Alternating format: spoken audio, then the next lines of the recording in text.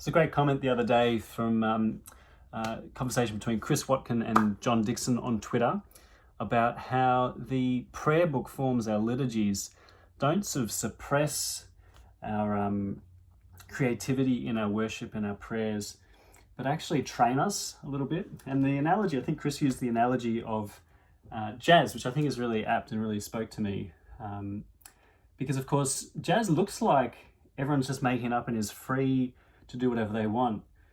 But actually there's quite a lot of training and repetition that goes into that. You all have to learn 400 tunes, standards that everyone knows, and everyone knows the form. And you stick to the form really quite almost religiously.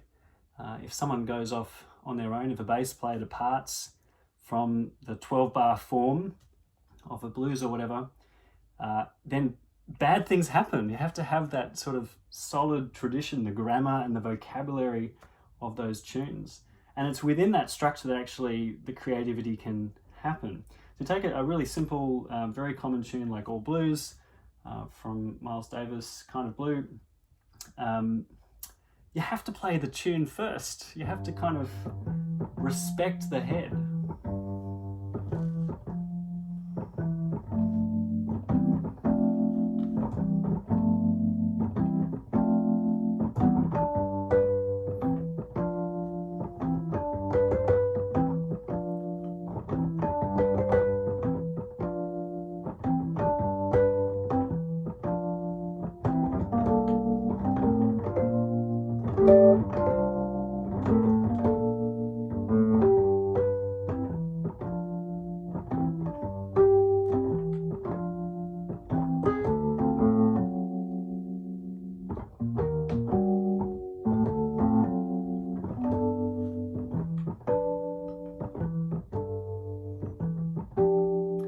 So that's the form through once. When it comes time to do the solos, you stick to that structure, the same chord progression, if you like, with variations, but that's what anchors the bass and the keyboard and the melody and the harmony together.